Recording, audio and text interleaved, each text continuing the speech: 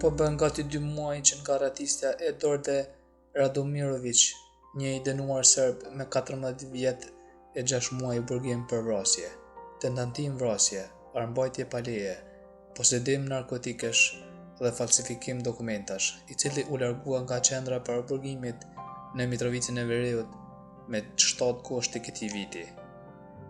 Radomirović ishte i kategorizuar si i avancuar dhe në momentin e arratistjes ishte duke punuar në hapësirat e punëtorisë brenda institutit korrektus.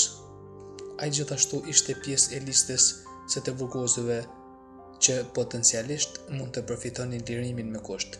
Nga dënimi total, atij i kishin mbetur vetëm 3 vjet e 7 muaj. Shërbimi korrektus i Kosovës pati pezulluar menjëherë nga detyra drejtori në qendrës së paraburgimit, një mbikëqyrës i lartë dhe 2 zyrtarë korrektus. Hetimet e brendshme janë në zhvillim për të sqaruar mënyrën e arratistjes dhe përgjegjësitë e mundshme.